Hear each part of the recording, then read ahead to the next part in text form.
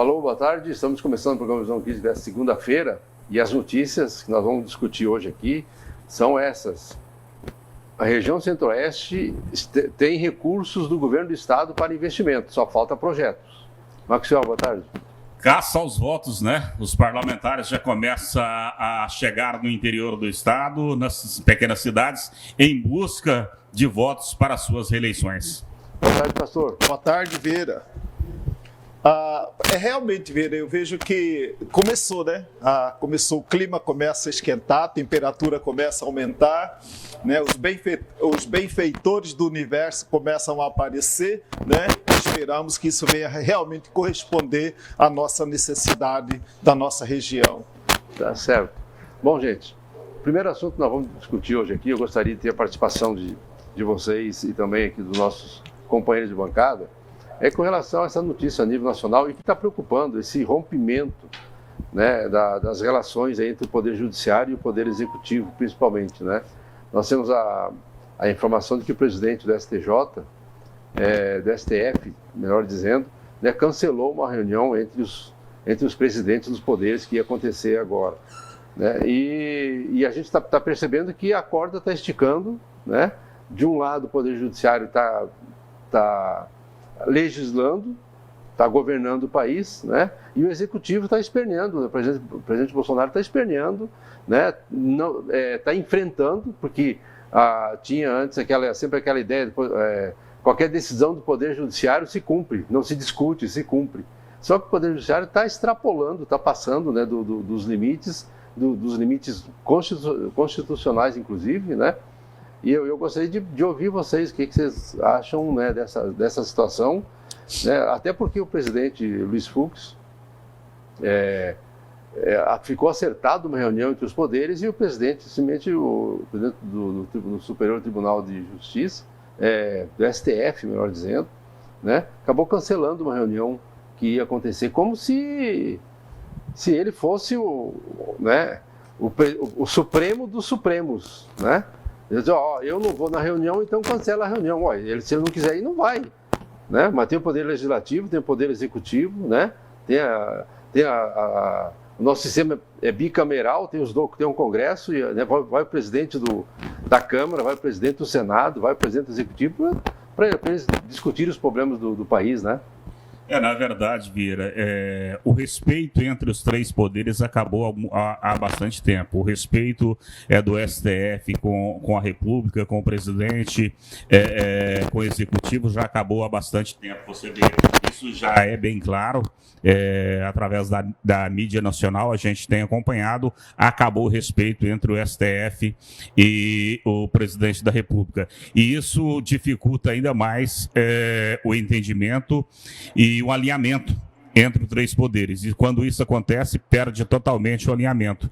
Veja bem, a reunião se foi combinada, se foi marcada, Vieira, lógico, o STF não tem poder para isso. Ele tem poder para dizer, olha, aqui ninguém participa. Nós tomamos a decisão aqui entre os membros do STF e nós não vamos participar deste encontro, nós não vamos participar dessa reunião. Mas o STF não tem poder para cancelar uma reunião que está agendada, até mesmo porque se quer realizar uma reunião entre presidente da Câmara, presidente do Senado e o próprio presidente da República, eu não vejo e juridicamente nada impeça que isso aconteça. STF participa se quiser ou não também, porque afinal de contas era uma reunião já agendada e combinada. Então, pastor... Além disso, só para contribuir no seu comentário, além desse problema todo, me parece que amanhã, né, que vai para o plenário a decisão aí dos deputados decidirem se muda ou não muda o sistema de votação, né, para o voto impresso e auditável, né? Uhum. Vieira, o que me preocupa muito é que desde do início da pandemia, algumas coisas paralelamente vêm acontecendo. O que nós vemos assim, e tudo começa lá em Brasília, reflete no Estado e também nos municípios, que hoje nós temos dois poderes no Brasil funcionando, que é o Executivo e o Judiciário. Há um silêncio muito grande do Legislativo. um silêncio. Agora que você começa a perceber com o Lira, presidente da Câmara Federal, um sinal de que precisamos mostrar que realmente nós somos protagonistas. Mas o que nós percebemos do poder legislativo, um silêncio, não sei por quê. A gente sabe que quem edita, quem faz lei é o executivo, com a aprovação do legislativo, e o judiciário é para julgar a lei que existe. Agora a gente está vivendo um tempo onde o judiciário faz a lei, decreta, executa, investiga, julga, condena, absolve, com o silêncio do legislativo. E esse silêncio do legislativo, eu já falei, né? Ele está muito forte nos 3 níveis: federal, estadual e também municipal. Um silêncio. Ou você vê em evidência o executivo, ou você vê em evidência o judiciário. Você não vê o legislativo, que deveria falar e não fala. E quando fala, parece que fala com muita reserva, com muito receio, com muita insegurança. E eu creio que há uma desarmonia no Brasil que nos preocupa. Nós que somos um pouquinho mais velhos, né? E que tem alguma notícia de como estava o Brasil antes de 64, eu tenho um temor como cidadão brasileiro de que parece que nós estamos caminhando na mesma direção. Antes havia uma ditadura que depois ficou configurada, o exército tomou gosto do poder, entrou com promessa de que ficar provisoriamente, se provisoriamente demorou mais de 20 anos, né? Então, agora você vê a coisa indo na mesma direção, só que com um poder diferente do judiciário. A gente ficava preocupado talvez com uma ditadura de coturno, né, e fuzil. Hoje nós vemos uma ditadura do judiciário. De toga. De toga, né? Os togados são os reis do Brasil, onde eles até ignoram até a Procuradoria-Geral da República, como o caso de um dos ministros do STF, de convocar o presidente da República, sem nem participar a PGR. Inclusive, até uma das membros do STF vem a público, né, num veículo de nível nacional, para declarar para o seu colega, né, dizendo, olha, vai com mais cuidado, você está entrando por uma área que constitucionalmente não é nossa. Isso cabe à Procuradoria-Geral da República. Então, essa instabilidade, esse atropelamento de poderes, esse silêncio de outros poderes que deveriam falar, ele está estabelecido em 3 níveis: estadual, federal e municipal. Não sei como está no outros municípios do estado do Mato Grosso, mas aqui em Lacerda eu posso ver claramente isso, um silêncio. Agora nós temos há poucos tempo aí para acontecer no município, né, a aprovação do orçamento para o ano que vem. Então, a gente sabe que agora é a hora da gente estar alerta, atento do que esperar do executivo, do que esperar da administração municipal para o ano que vem, né, com a aprovação do orçamento para 2022. Na verdade, pastor, esse ano nós teremos aqui no nosso município a aprovação da LOA, né, que é a Lei Orçamentária Anual, e também o PPA, que é o Plano Plurianual, que é feito pela equipe do Executivo para os próximos 3 anos de mandato. Embora, como o prefeito foi reeleito, ele está trabalhando com o orçamento dele mesmo, o orçamento que a equipe dele programou o ano passado e também no PPA. E agora a própria equipe já trabalha para a confecção do plano do PPA, que é o Plano Plurianual, para os próximos 3 anos, ou seja, 2022, 2023 e 2024. Então, esse ano é um ano que a Câmara Municipal vai aprovar o PPA, que são para os próximos 3 anos, né? E também a lei orçamentária que para o ano de 2022. Então, eu acho que nessa situação, eu acho que o senhor falou bem, pastor, até porque eu não sei qual é a força que o executivo tem, e eu falo em todos os âmbitos mesmo, né? Que causa que transforma o legislativo em um puxadinho, né? O pessoal sempre fala, né? Um puxadinho, quer dizer, não decide nada, o legislativo às vezes não tem poder de nada, né? No âmbito nacional, na parte do poder judiciário, é ainda mais grave, porque o poder judiciário é o único que não é eleito pelo povo, não tem mandato, ele não tem poder, né? O poder emana da onde? É do povo. É o povo que coloca representante. O poder judiciário não tem representação. Ele não tem representação. Ô Vieira, ele se julga no poder e diz assim, eu estou acima da lei. Né? Quando você vê no Brasil esse movimento pela aprovação do voto auditável, ninguém está pedindo um retrocesso de contagem manual. Mudança no sistema eleitoral. Melhoria. Aí quando você vê a população indo à rua, a mídia... assim, de maior expressão nacionalmente falando, eles colocam como se fossem bolsonaristas, apoiadores de Bolsonaro. Então, eles criam ligar que isso é uma causa ligado a uma pessoa, quando, na verdade, há uma falta de sensibilidade para ouvir a população. A população está indo na rua, mas ela já é rotulada. Isso aqui é um movimento, é um grupo que representa de bolsonaristas. Não tem brasileiro. Hoje nós temos 2 grupos no Brasil. Ou você é lulista ou você é bolsonarista. Você é da direita. Você não é brasileiro. Entendeu? E ninguém hoje, na verdade, todas as ações que acontecem a nível de Brasil, Pastor e Vieira, não é mais uma iniciativa popular, uma vontade popular.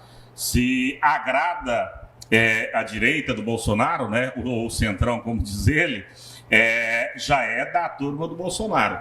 Se desagrada o Bolsonaro e agrada a esquerda, não, é porque é a turma do Lula. Então, tá bem dividido o país nessa situação aí, em termos de vontade popular. Por quê? Porque se existe um manifesto a favor e que possa até mesmo ajudar o presidente Bolsonaro ou coincidir, Vieira, que a ideia, a vontade popular seja a vontade da direita ou do presidente, todo mundo não, está fazendo isso porque é Bolsonaro. Se acontece do outro lado, não, está fazendo isso porque esse é esquerdista. Então está cada dia mais difícil, a harmonia já não existe mais entre os 3 poderes, eu já disse para você. E não pense os senhores que vai ser fácil não, viu? Até chegar no período eleitoral e até a data da eleição do ano que vem, muita coisa pode acontecer aí durante esse período, aí, durante praticamente esse 1 ano e 2 meses que a gente vai viver aí agora pela frente. Mas agora puxando, pastor, para o assunto que o senhor levantou no decorrer do seu comentário, que é realmente a questão de recursos, né? Trazendo isso para o nível municipal, né? A gente percebe, e aí o senhor foi feliz em dizer assim, que o poder legislativo acaba se perdendo, né? Ele se perdendo, ele fica no ostracismo, a população não tem informação nenhuma do que estão fazendo, se estão aprovando alguma coisa, se não estão aprovando nada. A gente não ouve. Eu não ouvi nem mesmo a Câmara, e eu não sei se fez isso em alguma rede social, eu não vi a Câmara nem mesmo felicitar a população nos 40 anos. Eu não sei se fez algum bannerzinho, alguma coisinha para colocar. O Conselho Nacional fez 40 anos agora, no final de semana, e a gente não viu absolutamente nada, né? E não tem noção de recursos, de investimento. No orçamento do ano passado para cá, só tinha lá a construção de creche e comprar um terreno para um cemitério, e o resto era tudo reforma, que a gente nem sabe se aconteceu ou não aconteceu. Essa preocupação que o senhor falou realmente é importante a gente saber quais são os recursos de um município que esse ano vai ter 164 164 milhões. Deve chegar a esse valor, ou até mais a arrecadação do município. Então, a arrecadação do município esse ano é 164 milhões de reais. Né? É muito pouco. Né? Ô, Vieira, esse dia eu vi o César falando aqui, assim, ó, nem só de ponte vive o Pontes Lacerdense, né? Então, eu acho que a gente pode mais, deve mais. Agora, se for para economizar, guardar dinheiro na prefeitura, não tem o menor sentido. Né? Na verdade, Vieira, eu concordo com você. Eu acho que Pontes Lacerda precisa ainda de mais pontes, o município de Pontes Lacerda. Agora não dá para acreditar, um município que arrecada em torno aí de quase 15 milhões por mês, né? 12, 13, está nessa faixa aí a arrecadação do município. O município não investir, não realizar obras de investimento de no máximo aí 10 ou 15, 20% desse valor da arrecadação. Eu não consigo aceitar que um município que arrecada mais de 12, 13 milhões por mês, Vieira, não consegue fazer um investimento para que a população possa receber as suas melhorias. Porque se você pensar nesse orçamento de mais de 150 milhões, vamos colocar aqui que a prefeitura vai investir 1 milhão por mês dentro do município em obras, investimento e melhorias para a sociedade. Quer dizer, no final de 4 anos você vai investir quase 50 milhões de reais. Então é uma situação extremamente complicada. Nós não temos uma avenida ou uma rua principal da cidade com asfalto decente. Isso aí eu acho que só mexeram no asfalto, acho que foi na época do Donizete. Sim, e quando fala... Você não consegue andar na Marechal Rondon, você não consegue andar na Avenida Municipal, você não consegue andar ali. A população tem que saber. Agora, esse asfalto, a recuperação, o recapeamento da Avenida Marechal Rondon do centro urbano de Pontes Lacerda, Vieira, se eu não me engano, foi licitado ano passado. Foi autorizado em 2020 pela Câmara Municipal. Mas, o que acontece? Esse ano, nós não temos eleição. Então, o Executivo não tem interesse nenhum de fazer grande investimento. Por quê? Porque esse ano nós não temos eleição.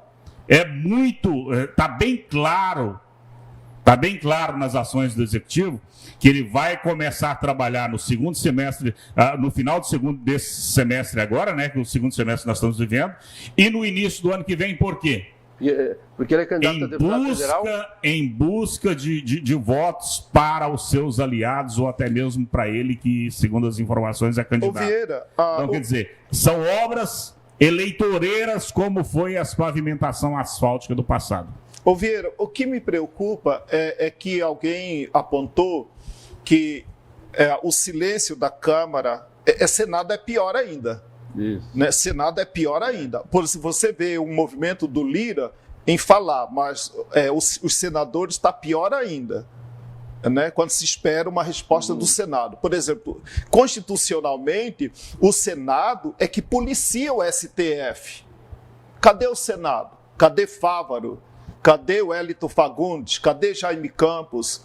Cadê os senadores do Mato Grosso para falar? Eles que vigiam o STF constitucionalmente, a gente sabe disso.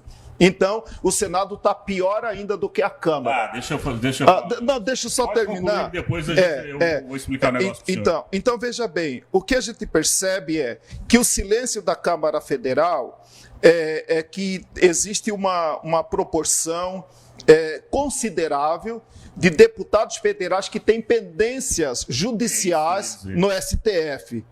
Eles têm pendência. Então, eles ficam, não sei se há um medo, um receio, um constrangimento, mas isso atropela e atrapalha a nossa estabilidade como instituição chamada Brasil, onde cada poder, né, você é executivo, você é judiciário, eu sou legislativo, vamos imaginar assim, quando nós três, que representamos 3 poderes diferentes, respeitamos mutuamente, não invadimos o seu território, eu não invado o seu, você não invade o meu, eu não vou invadir o do Maxwell, uma harmonia dos 3 poderes funcionando de maneira plena. Quando você não vê, você vê 2 poderes aí eu fico receoso. No momento que essa corda vai esticando, quem é que vai entrar em ação para estabelecer a normalidade? 64 foi o Exército.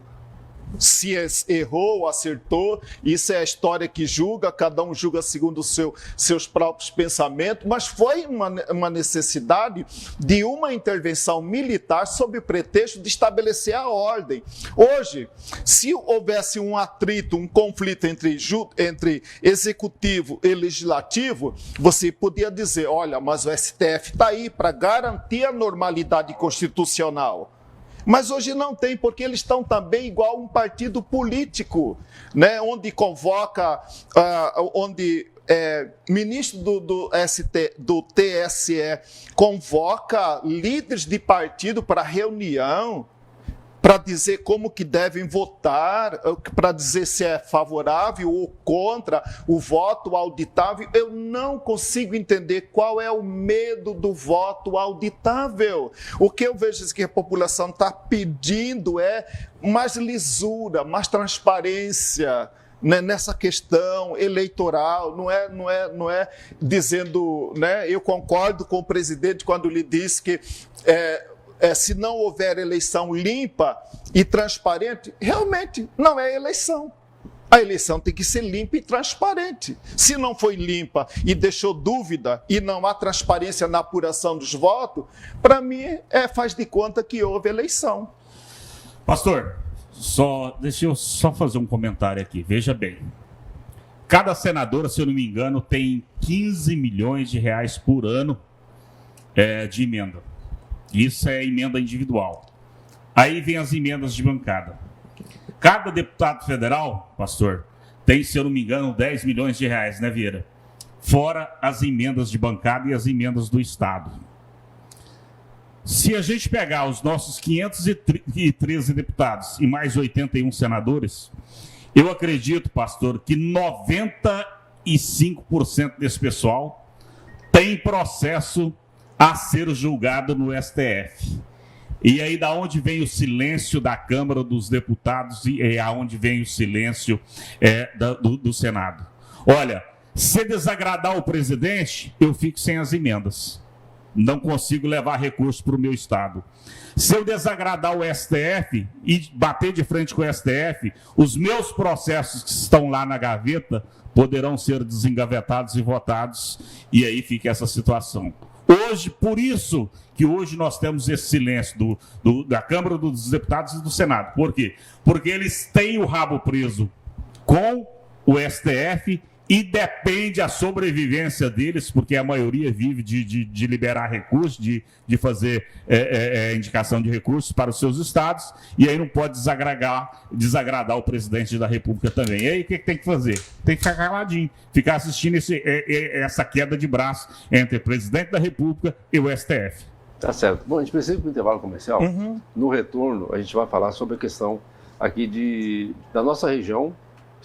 Passou por aqui o deputado Neri Geller, junto com o deputado Moreto, nem mais algumas lideranças políticas, e eles trouxeram bastante recursos para a região. O Maxwell já cantou a pedra ali, que agora o pessoal já começa a rodar aqui, já teve o Nelson Barbudo aqui semana passada, vai começar a rodar esse pessoal aí, porque as eleições começam ano que vem. Tem muita gente chegando. Né? Mas esse também é o lado positivo, porque eles começam a mandar recursos para os municípios agora, né? Começam a prometer recursos aqui para poder sair algumas obras de investimento aqui para esse ano e o ano que vem. A gente vai falar sobre isso depois do intervalo.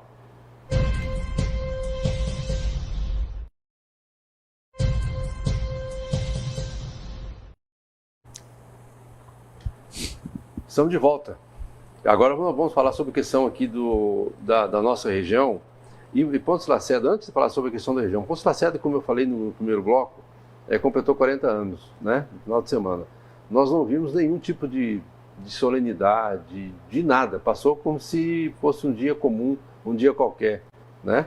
E a única coisa diferente que eu vi, né, foi uma matéria do governo do estado, né, dizendo quais são os benefícios, aquilo que o prefeito aqui devia fazer, o governo do estado fez, o governador Mauro Mendes fez, né, dizendo o que ele mandou para Pontes Lacerda. Né, para dizer, estamos comemorando os 40 anos, mas o governo do estado mandou, né, o investimento, esteve presente em Pontes Lacerda. Eu até gostaria, né, que a nossa produção colocasse no ar, né, dizendo aquilo que o governo do estado informou que mandou aqui para Pontes Lacerda. Vamos lá.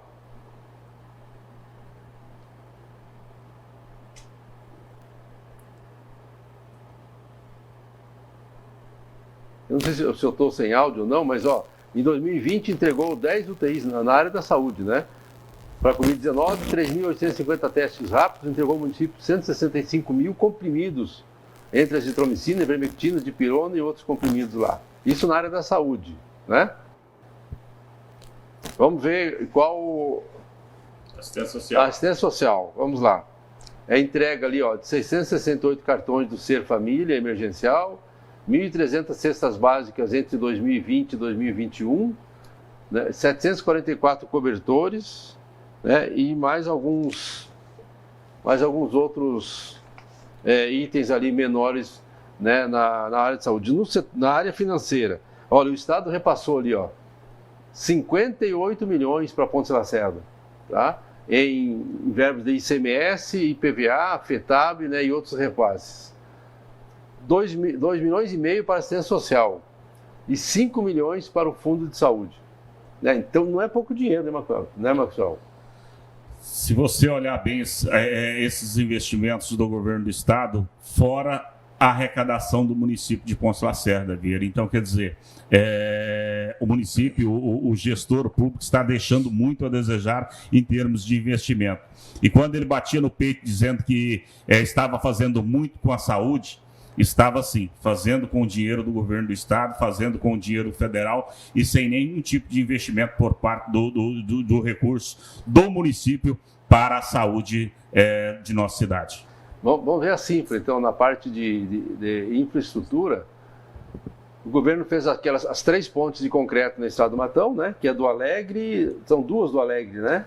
São 2 ali no Alegre, uma vazante e uma na comunidade do Serra Azul, né? Exatamente. Tem a pavimentação, né, de 13,7 quilômetros para interligar com São Domingos. São Domingos da BR-174. O governo considera isso como recurso aqui para a região, está beneficiando Pontes Lacerda, né? Sim. Pavimentação, sinalização luminosa e cerca operacional do aeroporto. São 5 milhões e 300 mil para ele reformar a parte do aeroporto aqui municipal. É a infraestrutura, né? Ali já é toda a infraestrutura do aeroporto aqui do município de Pontes Lacerda e mais recursos aí através do consórcio municipal de saúde, Vieira, 3 motos niveladoras, uma pá carregadeira, fora outros investimentos, outros repasses importantes. Aqui tem a questão também da própria saúde, do repasse para o hospital Vale do Guaporé também, que o governo do estado esteve presente. Dentro dessa prestação de contas, vamos dizer assim, do governo do estado com o município de Pontes Lacerda, o que me deixa curioso, e eu ainda continuo indignado, Vieira, porque para mim o asfalto deveria interligar a Máquina Queimada a Pontes Lacerda e não São Domingos a BR-174, porque praticamente é o mesmo acesso e seria bem mais vantajoso, principalmente para o município de Pontes Lacerda, ter essa ligação entre Máquina Queimada e Pontes Lacerda, passando pela comunidade Corvo da Onça. Eu não consigo entender aonde que está o prefeito municipal que não bate o pé, aonde que está o nosso deputado estadual para que não possa brigar lá em cima, brigar em boas palavras, negociar para que essa pavimentação asfáltica venha de Máquina Queimada até a sede do nosso município. Ontem eu passei, inclusive, já está interligado e liberado o asfalto entre São Domingos e Máquina Queimada. E, olha, não dá para entender por que Pontes Lacerda perdeu essa oportunidade. Eu sei o que é, pastor. Eu sei o que é. É simplesmente falta de peso político, falta de vontade política, tá? E briga. Né? Ele é desafeto do prefeito. Prefeito Geraldo. Ele é desafeto. Mas desde o começo do mandato. Com todo respeito, ele tinha que pegar umas aulas com o Geraldo, né? Então, tinha que pedir aula para o Geraldo Ramos, porque o Geraldo Ramos está dando aula aí para os prefeitos da região de como buscar recurso para investimento dentro do seu município. Ô Vieira, eu continuo ainda batendo em algumas teclas aqui no nosso município. Eu lembro do saudoso vereador, o nosso... me fugiu o nome agora, Almaral, Ivanildo. Ivanildo, eu lembro que ele tinha 2 bandeiras, que era muito quando assistia Visão Crítica, na época que Ivanildo estava aqui, ele batendo sobre 2 teclas que eu continuo pensando da mesma maneira do nosso saudoso Ivanildo. Eu vejo aqui um problema também muito sério em Ponte Lacerda. De vez em quando, Vieira, nas nossas avenidas aqui, há aqueles caminhões de grande porte circulando dentro da cidade. Aquilo, para mim, como cidadão, deveria ter essas empresas, para não estar recebendo esses caminhões de grande porte aqui na zona urbana, teria que ter alguma estrutura na parte periférica da cidade, evitando que esses caminhões grandes entrem na cidade, inclusive provocando transtorno, rebentando fio de internet, deixando prejuízo na cidade, entendeu? Para a população, e que eu não sei quem fica responsabilizado e quem ressarce esse prejuízo deixado. É um questionamento que eu também vejo muito claro em Ponte Lacerda. Outra questão. Essa questão de repasse de dinheiro, de socorro para a Santa Casa, no meu ver, continuo também batendo na mesma tecla. Para mim, é aquilo que Jesus fala na Bíblia, de botar remendo novo em pano velho. O que nós precisamos é de uma mudança estrutural na Santa Casa. Há poucos dias atrás, um vereador, em conversa com ele falou que ele é dos que levantou a bandeira, né, de municipalizar, de seja lá o termo que a gente queira usar, a Santa Casa. Isso vai, para mim, não resolve, Vieira. Por quê? A atenção básica, que é a função principal do município, o município nunca conseguiu cobertura 100%. Como que agora vai conseguir administrar a Santa Casa? Então, ele não está conseguindo dar cobertura 100% na atenção básica, se preocupando com o hospital, que é preocupação de governo do Estado e governo federal. A média e alta complexidade é responsabilidade do Estado e do governo federal. Ele não está conseguindo fazer a atenção básica. Nunca tivemos em Ponte Lacerda 100% de cobertura, com agente de saúde, com PSFs funcionando, médico, estrutura, nunca. Sempre tivemos um déficit, uma deficiência. Ele não está conseguindo fazer o básico, que é a função do município fazer, cumprir, agora falar que vai ser dono de hospital, se não está conseguindo fazer o básico. Então eu vejo assim que essa questão da saúde, nós precisamos continuar a debater. Eu ouvi muito bem Neri Geller falando em trazer recurso. Para mim isso é mais uma politicagem do que uma política de saúde pública séria, que não resolve o nosso problema, né? Valmir Moreto sabe, o nosso deputado estadual sabe, né? A Santa Casa é uma viúva pobre, endividada, de difícil sobrevivência. Eu continuo batendo na mesma tecla. Nós temos aí o prédio da UPA, que até hoje, já são quantos anos já são passados? Já são, só do gestor atual, já são 6 anos, né? Quase indo para setembro de 2016. Nós já estamos em 2021, né? Então nós vamos entrar em 2022 com aquela estrutura, com aquele elefante branco, não tendo nenhuma relevância para a população. Sempre justificou, não consegue abrir UPA porque UPA, o município não toca sozinho, mas a UPA não é do município, ela está no município, mas não é do município. Então eu vejo assim muita incoerência, muito discurso, muita promessa. Deputado federal vem aqui, Neri Geller vem aqui, Valmir Moreto vem aqui e fala, mas não vai mudar nada estruturalmente falando. Vai dando dipirona para um doente que está em estado grave. A UPA, pastor, quando foi pensada, na verdade, pelo governo federal, pelo estado e até mesmo pelo município de Ponte Lacerda, na época do governo Donizete, ela foi pensada em uma UPA para atender a região. Uma UPA, se eu não me engano, porte 2. Do consórcio, né? Que estaria atendendo aí a região através do nosso consórcio intermunicipal de saúde. O ex-prefeito Donizete, inclusive, fez a sua parte porque ele entregou essa obra ao município de Ponte Lacerda. E, infelizmente, o gestor atual, ele não conseguiu, pastor, ele não conseguiu nem manter o que estava lá, porque hoje, se você for pensar e entrar naquele prédio ou para montar uma UPA ou para qualquer outra situação, você tem que pensar que no mínimo R$300 mil você tem que investir ali. E lembrando que o recurso de equipamentos e outras situações aí de infraestrutura para aquele prédio continua depositado em uma instituição financeira rendendo juros para o município. Tá, reformar uma estrutura que nunca teve nenhuma utilidade. Sim, tem que reformar. Né? Reformar alguma coisa que nunca foi utilizada. Mas aí, pastor, né? Aí é a falta de responsabilidade do gestor público. Né? Ele pega uma obra daquela que custou mais de R$1 milhão, tinha mais de R$1 milhão para investimento, para aquisição de equipamentos e utensílios para aquela unidade hospitalar. Ele preferiu deixar abandonada, pegar fogo 8 vezes, se arrebentar toda, o pessoal roubar toda a parte elétrica, toda a fiação, do que pelo menos tentar a implantação aí do que foi pensado para aquele prédio. Então, entrando naquilo que o senhor falou no começo do programa, né? Quem é que fiscaliza isso? Né? Tem dinheiro público lá, federal, né? Lá, tem dinheiro público guardado na conta, rendendo juro, mais de R$1 milhão, para comprar mobiliário e equipamento. Então, era para ela estar funcionando 100%. Pior, mais grave que isso.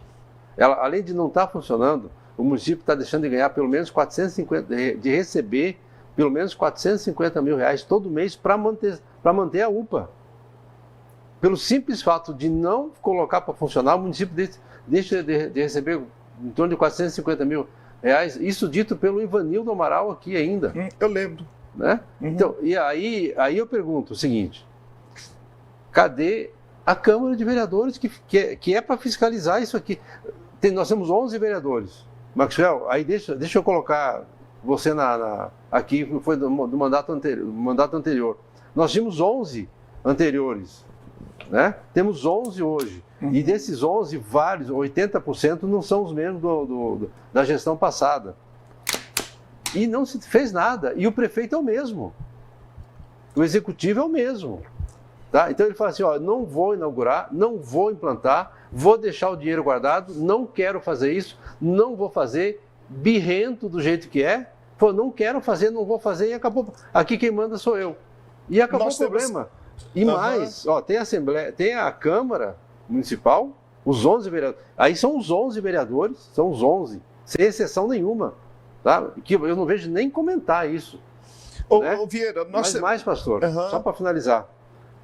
Tem o Ministério Público. Será que tem 5 anos ou 6 anos que isso aí o Ministério Público não está sabendo disso? E se sabe, não toma atitude nenhuma? Às vezes, por muito menos que isso, tem municípios aí que tiram o prefeito 2, 3, 4, 5 vezes. Aqui em Poço Lacerda, com todas as regularidades aí, o prefeito, quando muito é notificado, quando muito é citado. Né? Tem Tribunal de Contas do Estado. Aquela obra está parada, né? Foi investido dinheiro, lá está a obra parada. Aqui em Poço Lacerda tem quantas obras paradas, Marcelo? Mais de 50. Mais de 50 obras paradas. Mais de 50 obras paradas. E não se faz nada, não se fala nada. Está tudo bem. E o prefeito é o melhor prefeito do município, que o município já tem. Olha, Vieira, já que você inclusive falou da legislatura passada, veja bem, o Hospital Vale do Guaporé, nós notificamos o Tribunal de Contas, nós oficializamos o governo federal, nós, se eu não me engano, foi um ofício inclusive encaminhado pelo ex-vereador Anderson Barbosa para o Ministério Público, nós notificamos o município, nós notificamos o Tribunal de Contas sobre as obras paralisadas ali, que era para ser realizado ali o centro de eventos de Poço Lacerda e várias outras situações. Mas, infelizmente, como aconteceu no passado e acontece nesse exato momento, na Câmara Municipal, naquele momento já existia minoria. Então, você não conseguia, mesmo esperneando, cobrando, você não conseguia fazer com que as ações acontecessem. Por quê? Porque quando chegava no plenário da Câmara, o Executivo tinha maioria e você não conseguia dar um passo a mais. Se for eu não tenho exatos números, mas só no Ministério Público deve ter mais de 10 protocolos de ações que deixaram a desejar dentro do município de Ponta Lacerda. Inclusive, uma das ações é o ginásio da Praça Liberdade, ali a Praça do Larissa. Ali o ginásio Larissa, que a praça está muito bonita, mas o ginásio está totalmente abandonado. E já naquela época, antes de iniciar a obra, a gente já cobrava aquela situação do ginásio ali. Mas sobre a saúde, e mais o Conselho Municipal de Saúde ainda. Vieira, veja bem, eu lamentavelmente, eu volto a frisar, não quero entrar em detalhe.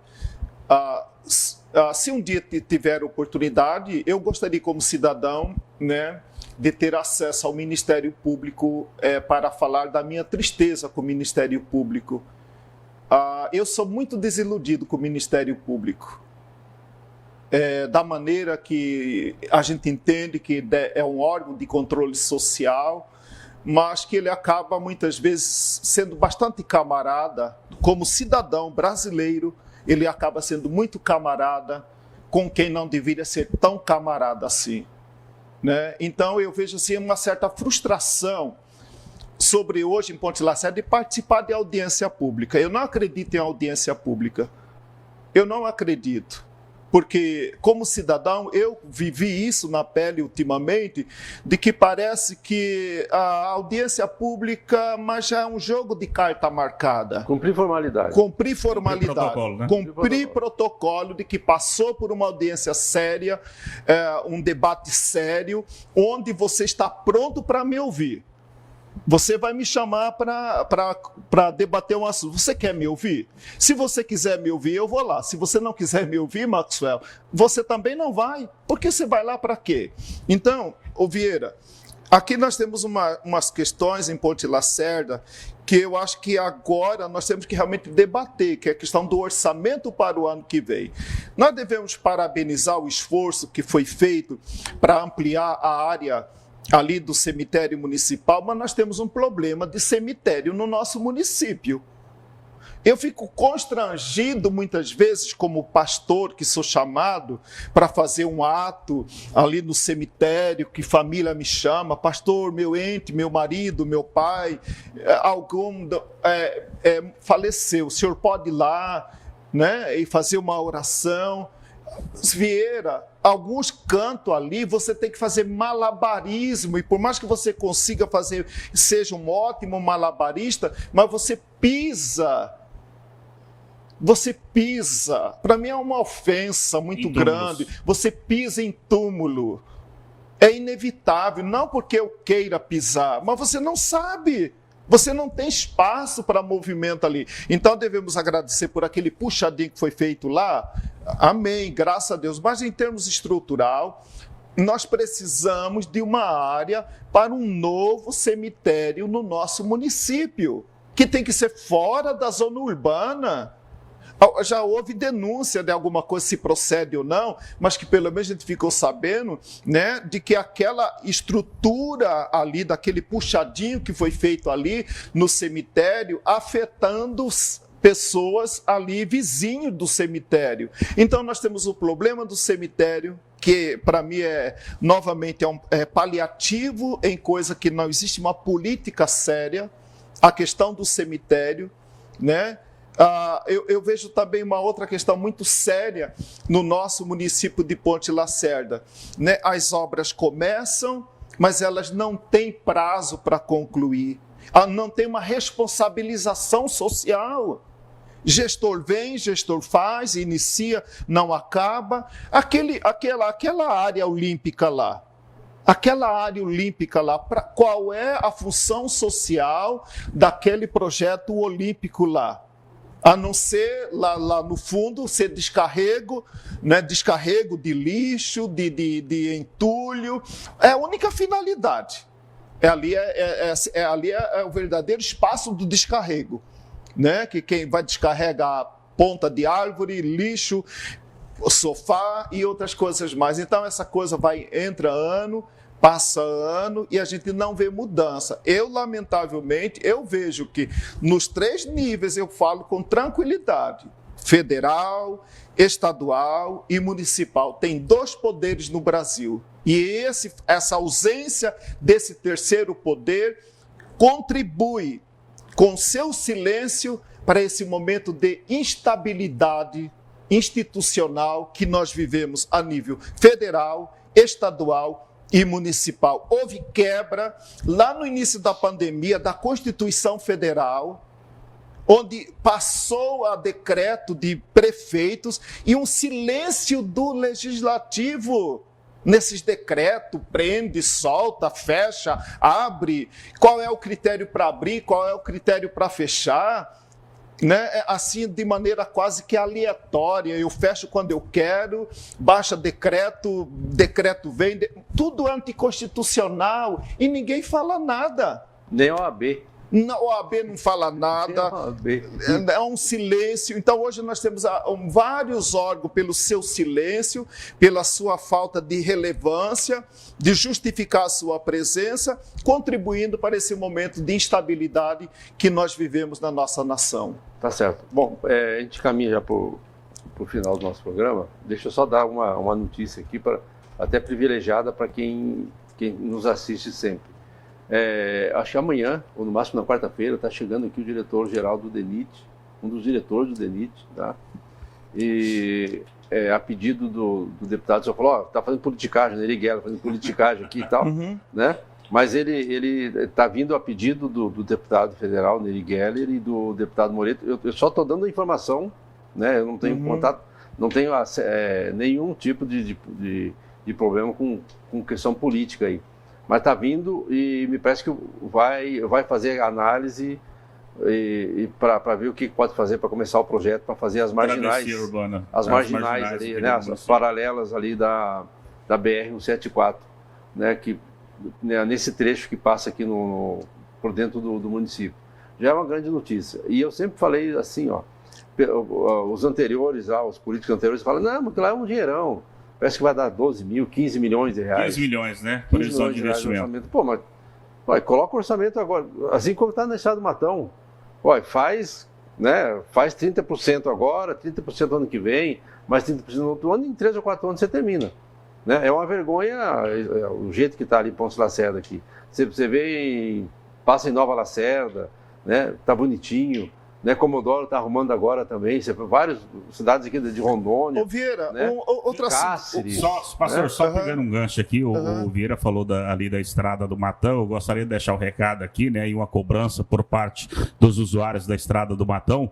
Cobrar a atual diretoria, ou a atual presidente da Associação da Estrada do Matão, Vieira, que o pessoal está reclamando muito, principalmente ali na região pós-Triunfo, aquela região ali que é de responsabilidade da Associação da Estrada do Matão, as condições da estrada, né? E o pessoal está reclamando aí que parece que a associação, Vieira, não está conseguindo nem manter a estrada trafegável como era na época aí do presidente Luciano Barbosa, do Dito, Júlio, enfim, a situação está bastante complicada ali e os usuários, né, principalmente os boiadeiros, estão reclamando muito ali daquela região. Mas é bom saber disso, né? Porque é muito fácil criticar, né? E foi o que o atual presidente, o senhor Arnaldo Bortolini, fez durante todo o mandato do Júlio, né? Anterior. Criticou, falava mal da administração, virou política, né? E aí se juntou com o prefeito, chegaram a fazer inclusive um outro grupo da Estrada do Matão. Um grupo paralelo. Né? Sabe? Aí agora ele está sentindo o próprio veneno. É fácil criticar lá, né? Mas assumiu agora e está vendo que não é fácil não. Inclusive, Vieira, no final de semana nós tivemos aí uma reclamação por parte de um usuário, né, que é caminhoneiro, que dizia, olha, se não dá conta, pede para sair e chama o Júlio de volta. Vieira, outro assunto, assim, quem sabe, para a gente provocar uma reflexão, mas eu vejo que é inevitável, Vieira. Eu não sei, mas isso me dói muito também, como cidadão ponte-lacerdense, estão acabando com o Rio Sararé, debaixo dos nossos olhos. O Rio Sararé vai ser daqui a um pouco também mais um rio que existiu, mais um rio que passou pela nossa vida. E eu não sei, eu fico muito preocupado, o ônus social, ambiental, econômico, a depredação do sararé. Né? Eu tenho andado lá no Guaporé, ali próximo à Ritinha, né? Mas você vai subindo o Guaporé, é visível a água do sararé, a água do sararé, quando desemboca no Guaporé, eles andam paralelamente vários, não sei se é quilômetros, mas uma distância muito grande, aquela água diferente. E aí chega uma certa altura, lá embaixo, a água do Guaporé muda de coloração. Então, é mais uma coisa que nós estamos assistindo, o Ministério Público está assistindo, não sei quem é, mas eu fico imaginando que minha mãe já dizia que filho feio não tem pai. Quando o filho é bonito, aí aparece muita gente para tirar foto com o filho bonito. Mas se o filho é feio, ninguém quer assumir a paternidade desse filho. Estão matando o rio Sararé. Estão matando, não sei se já não está morto ainda, mas não sei se... Mas essas vindas esporádicas de força nacional, do exército, polícia federal, seja lá o que for, não está surtindo efeito. Tira hoje, amanhã está tudo lá. Expulsa hoje, se não tiver uma base local lá, permanente lá, não vai resolver. Estão matando o rio Sararé debaixo dos nossos olhos e com nosso silêncio. Silêncio dos poderes a respeito de ver a destruição do Sararé. E a gente não sabe que efetivamente essas ações não têm surtido efeito. E eu não sei até quando a gente vai assistir isso. O Ibama teve aí, né, algumas semanas atrás, alguns dias atrás... De 15 dias. Detonou lá, explodiu as máquinas, queimou as máquinas, tudo. No outro dia já tinha máquina nova lá trabalhando normalmente, né, como se nada tivesse acontecido. Bom, mas, na verdade, Vieira, também eu concordo com a situação do pastor aqui, mas eu acredito que ali precisa do auxílio do município, precisa do auxílio do governo do estado, para montar um projeto. Se ali vai garimpar, se ali vai extrair ouro, precisa se montar um projeto de auxílio àquelas pessoas ali, orientação, melhorar as condições para que eles deixem de jogar a água, o dejeto do rio, no rio Sararé, e que depois termina no rio Guaporé. Existem várias maneiras de extrair o minério ali, Vieira, se tiver auxílio, se tiver orientação, que as pessoas possam trabalhar sem contaminar aí o rio Sararé e o rio Guaporé. Tem uma questão de plano aí, questão do início. Vieira, o problema pode ser federal, né? Mas é ilegal, é só isso. Alguém pode dizer que o problema isso é incumbência de governo federal, e aí o governo federal está lá em Brasília, nem sabe a realidade do Sararé, mas quem está sendo afetado é aqui, é eu, é você, é Ponte Lacerda, é Vila Bela. Entendeu? Então não adianta também eu esperar que alguém saia lá de Brasília, lá de Cuiabá, para ver um problema que está no meu quintal. Não, o problema é nosso. Né? Problema nosso. O problema não é o que Brasília vai ser afetado com a quebra do rio Guaporé, com acabar o rio Sararé? O que Cuiabá vai sofrer? Nós vamos sofrer, nós já temos sofrido até na questão da saúde, quando a gente sabe que muitas doenças são de origem do garimpo. Doença como malária, aumenta o índice de malária no município quando esses movimentos de garimpo ficam muito forte aqui ao nosso redor, e a gente está vendo o rio Sararé morrer. E a gente não sabe aonde isso vai acabar. Já sabemos, melhor dizendo, né, que o rio Sararé vai acabar, se já não acabou. Isso é um desastre anunciado, né? A gente sabe que vai acontecer, só questão de tempo. Mas só que, pastor, ali tem questão são pessoas, né, que grande parte delas tem título eleitor e votam. E aí as coisas mudam de figura. Né? Vieira, eu costumo dizer o seguinte, são trabalhadores, a grande maioria são trabalhadores. Agora, precisa do auxílio do Estado, precisa do auxílio do município, precisa de alguém que conheça e faça projeto para não prejudicar o rio e também o meio ambiente. E isso, você sabe que tem 1001 situações que eles conseguem fazer esse trabalho, conseguem continuar trabalhando sem prejudicar o meio ambiente. Na realidade, e aí a gente termina, a questão do garimpo é muito simples. É ilegal. É ilegal. Eles vão lá porque é ilegal. Tá? Esse é o primeiro problema. Né? O segundo problema é que não tem na história do Brasil nenhum garimpo desses clandestinos, tá? Desses garimpeiros assim, ó, que tenham o compromisso ambiental. Quando o governo federal cede uma área de jazida, de qualquer coisa, de ouro, seja o que for, né, tem projetos, inclusive, de recuperação. Ó. À medida que eles vão deteriorando aquele espaço, né, natural, eles vão tendo que fazer o projeto e tem fiscalização para isso. O caso típico é a Apoena, né? A maior exportadora de ouro. A maior atividade hoje do Brasil, aqui de Ponta Saceda, é ouro. E o ouro extraído pela mineradora Apoena. Né? Mas tem todo um projeto de recuperação. Né? E no garimpo não existe isso. O garimpeiro só vai lá, faz o buraco que tiver que fazer, faz o dano que tiver que fazer, acabou o ouro ali, ele sai para outro lugar e lá fica daquele jeito. Uhum. Né? Então, e o pessoal não consegue fazer isso. Não há história de que alguns garimpeiros, vamos tirar o ouro daqui e vamos recuperar o meio ambiente do lado. Não, eles só vão para explorar mesmo. Acabou aquilo ali, eles vão para o outro lado e vão continuar explorando. Esse é o grande problema. Né? Uhum. Esse é o grande problema. Infelizmente é o grande problema. Há um benefício, e a gente não pode negar isso, aqui o programa é para isso, para a gente discutir. Há um benefício econômico para um município muito grande. O que tem de gente, o que tem de garimpeiro comprando áreas, comprando terreno, construindo, comprando casa própria, né, fazendo investimentos dentro do município é muito grande. Por isso que a Ponta Laceta está experimentando um crescimento diferenciado de outros locais por causa disso. Né? É muito dinheiro do garimpo aqui em Ponta Laceta. Então há esse ponto. Uhum. Né? Mas aí entra aquela história. As autoridades têm o compromisso de olhar a parte econômica, mas também de olhar o meio ambiente.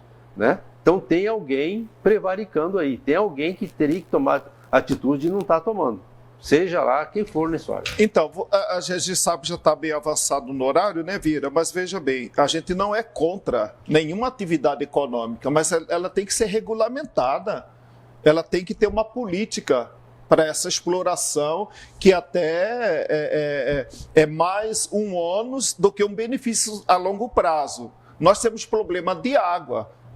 Nós não sentimos isso hoje, mas em nossas gerações posteriores, essa água do Rio Sararé vai prestar para quê?